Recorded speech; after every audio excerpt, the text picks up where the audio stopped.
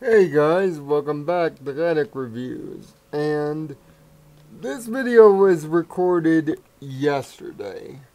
When you see this, it will be Friday. So think of it as me taking a temporal dimension trip to give you this review. Now, when we last spoke about Hyperdimension Neptunia, the animation, I mentioned that it was an anime based on a game based around games. But now we've gotten to the point of the game and its latest version, MegaDimension Neptunia V-II. But it's not just one game, it's 3 games, each with their dramatically different arcs and attitudes.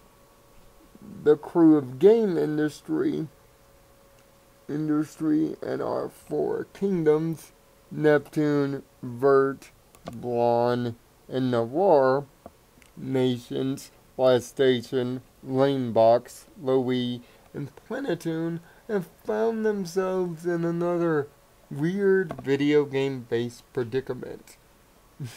This time, when Neptune stumbled on an old retro console that looks, well, let's be honest, it is a Sega Dreamcast.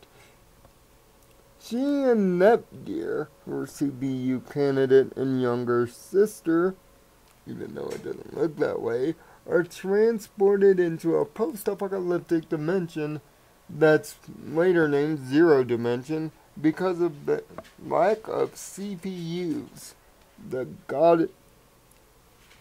goddesses maintain share energy in all of the game industry. The reason for this is unknown, however, and thus begins the 3-game trip. Now, all the games are interconnected, but all the games are given their own separate intros, outros, and bumpers. The 3 games are as follows: Zero Dimension Neptunia Z, the second game Hyperdimension Neptunia G, and the third game Heart Dimension Neptunia H. Each of these games act as the game's main acts. But despite that, they all play with a different theme. Zero Dimension plays like the basic beginner's RPG. Simple enemies, getting used to the game's many mechanics, and a pretty straightforward good versus evil story.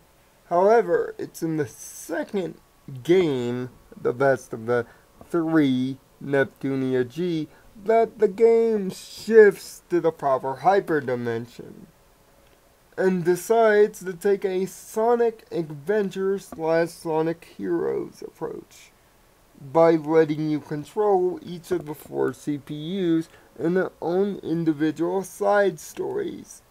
When that's complete, you reach the game's finale, in which introduces the one of several new characters to the mythos. The Zero Dimension CPU Uzume Tomomoshi that will guide you through Zero Dimension, and you meet back up in the 3rd and final act, and the Shaws, or as they're known in the game, the Gold Third. B-Shaw, which is a play on Bitcoin, the internet currency service. S-Shaw, which is clearly inspired by Square Enix RPGs, even down to her emo personality. K-Shaw, or as I like to call her, Kunami Shaw, obviously, making references to Metal Gear throughout her adventure, and C-Shaw, that obviously looks like a play on Cammy from Street Fighter, representing Capcom. These four represent the evil forces in the second act. But you'll find later in the game and through the promotional material that you'll be able to play as them down the road, which you do, just not for that long. Now, how is the game? Well, here's how it goes. The game is a basic third-person, semi-turn-based RPG, although the encounters are completely avoidable at times. The system uses a similar turn-based system to Compile Heart's other famous anime-based game, Record of Argus War, but to a lesser extent. The big combos and formations that game is known for are still intact here, but they're not used to great and effective effect, seeing that using the basic 4 face buttons on the PlayStation 4 controller, the console in which this game is on, you'll be able to create several different attack combos. Square is for your heavy, powerful attacks. Triangle unleashes high hit damage combos, and X is your medium of the two.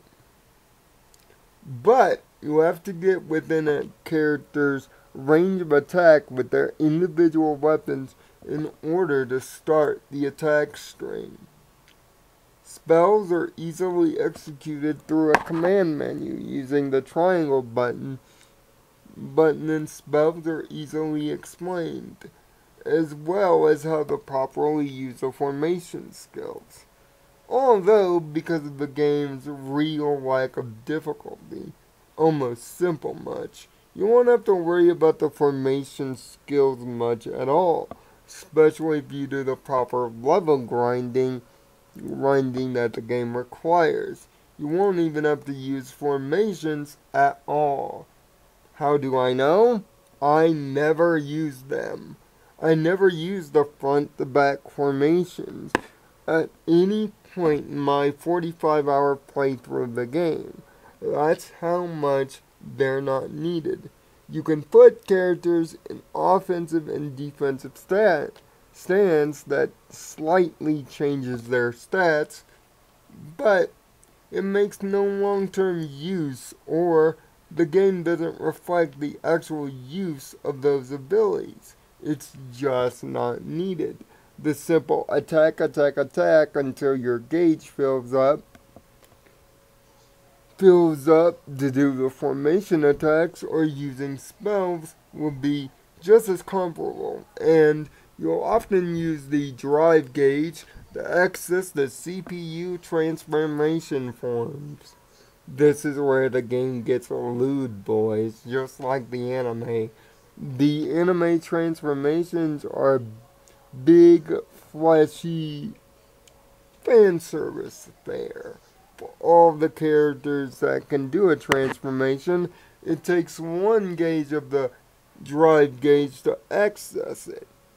But in order to use the big formation skills, all CPUs must be in the same form. Meaning if you have one transformed, you won't be able to use a formation skill with 3 non-transformed members. Outside of the basic combat, the navigation around the map is similar to Record of Argus War, with big hub points where you can refill your life, go to shops, do mini side quests later in the game through the guild system, or use scouts to go ahead and look up things like hidden treasures and dungeons. Each of these scouts can give you an advantage like more critical hit or more experience, or sometimes they won't give you an advantage at all that you truly want. If you want to get through the game, there's only a set number of scouts that you really necessarily need. So that's an unfortunate missed opportunity. There's also a development system for crafting items that you can eventually buy in the store. But in my 45-hour playthrough, I could never get any of the plans to develop most of it. So it's often forgot about because of the lack of development materials needed. You'll end up one material short of that thing that you need, which makes it not a useful system. The game disc system, however, is a way to give your characters permanent stat boost, like recharging HP, P and SP for the spells, or elemental resistance, or more experience. This system actually works well and makes reference to the old RPG game Monster Rancher. Even so much you can name each of the individual game discs before equipping them to your character of choice. But then comes the ultimate weakness of the game and a real missed opportunity, the Lily Rank system. In MegaDimension Neptunia V-II, there is a Lily Rank system using a form of front and back formation known as coupling. When you have two characters,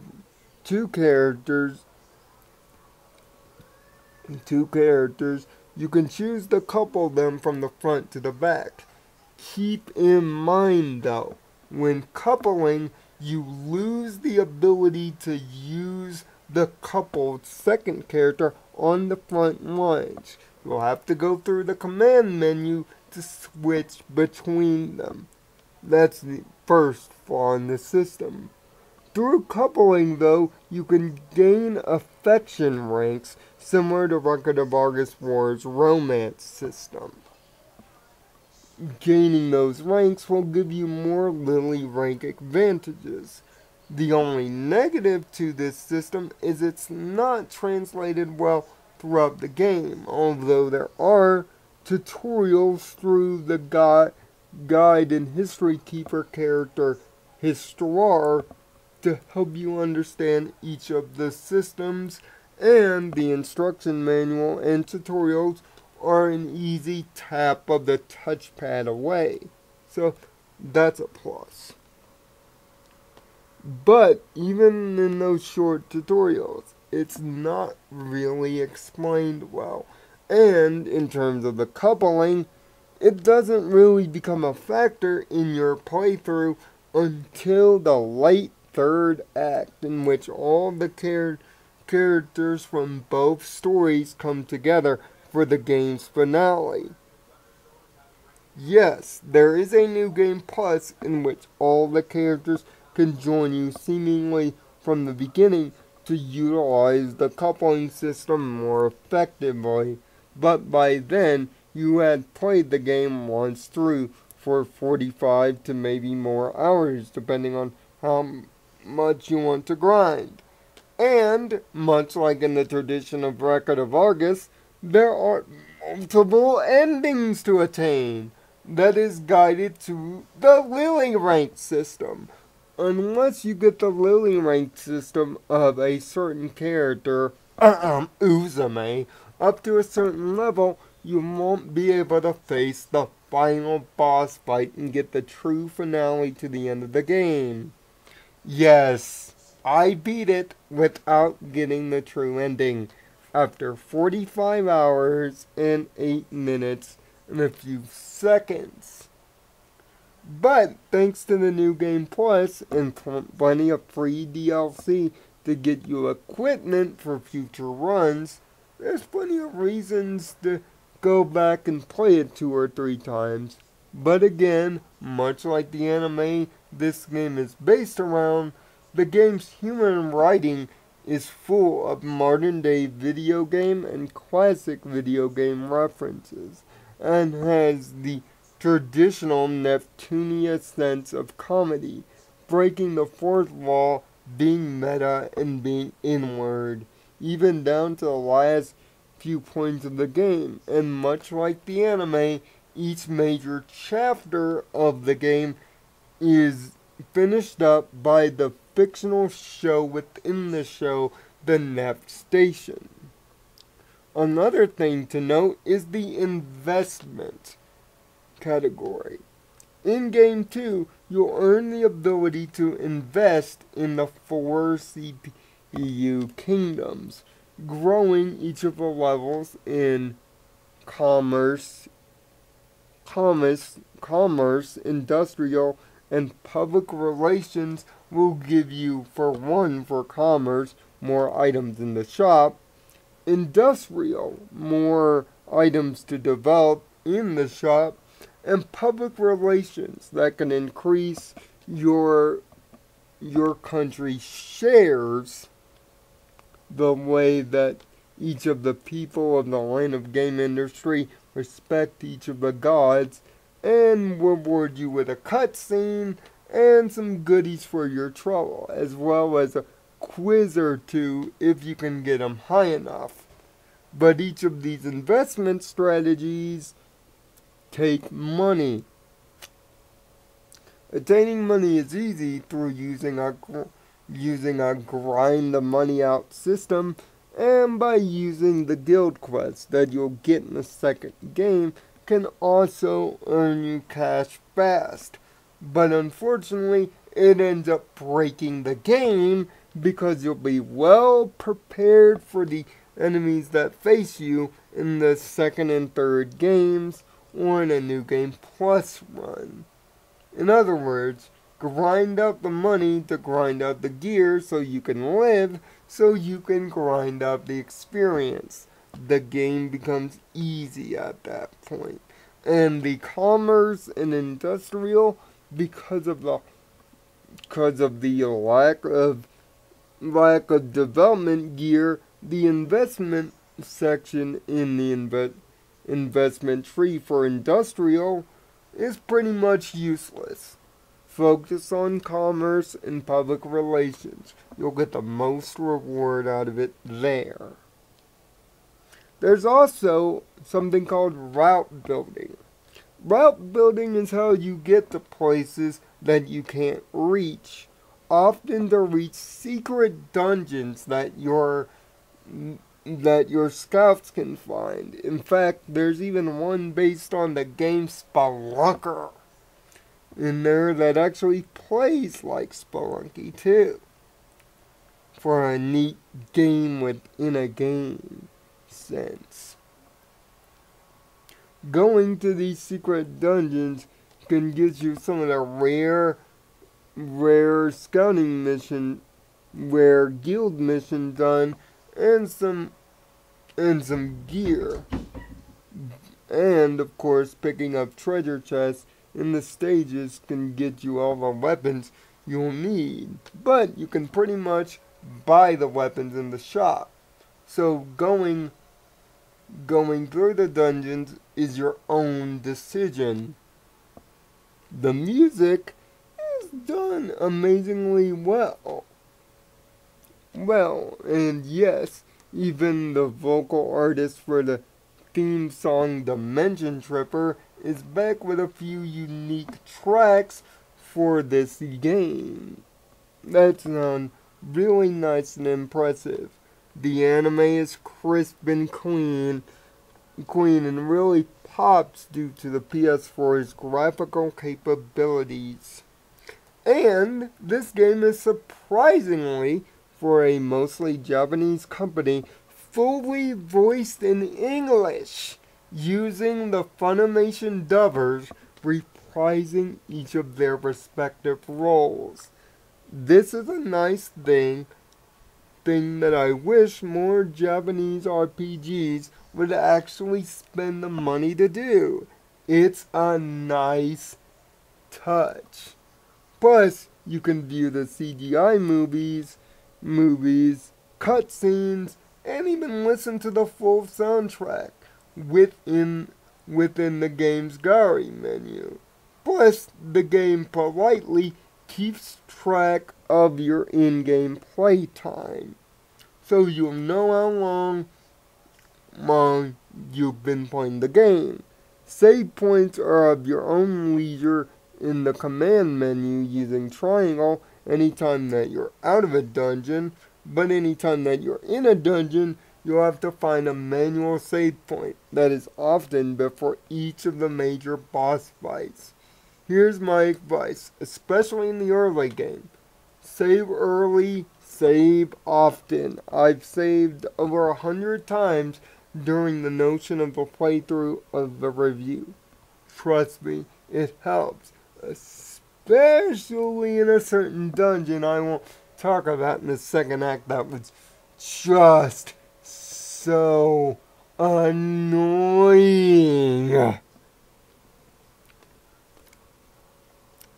By the by, unlike Record of Argus War, where all the systems are contradictory to the success of your game and necessary, the systems in Neptunia aren't really necessary.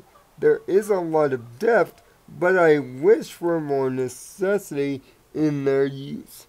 What it makes the game, however, turn into is very enjoyable, especially if you like anime and the humor and the fan service. Beginner's level RPG. The depth is there if you seek it. It's just sadly not required. And by the end of the game, if you play the game with an old school grindy aesthetic, the last bits of the game will fall to you like water over wine. Heck, I didn't even die on my way to the final ending. That's how powered up my team was near the end of it, because I did a lot of heavy grinding in the second act.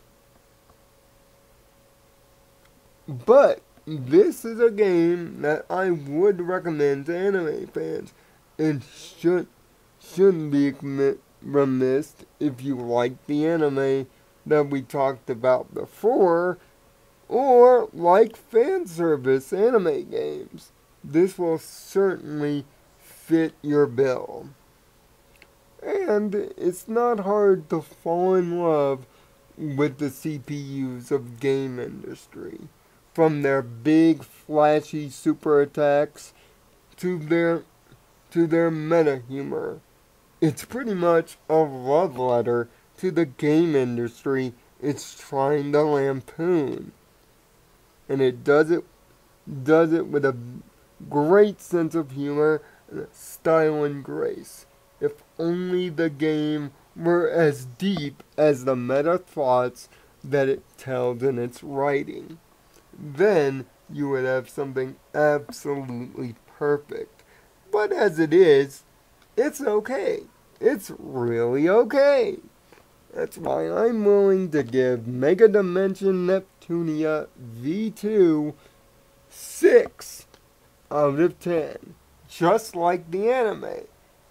If you watch the anime before playing the game, that would be my best suggestion. If you're in the need for a new Japanese RPG to play, and you want one with a little bit more sense of humor, this game might be just what the doctor ordered. Until next time, I'm Nirvana Sparkle. Find peace in your own nirvana, and thanks for watching.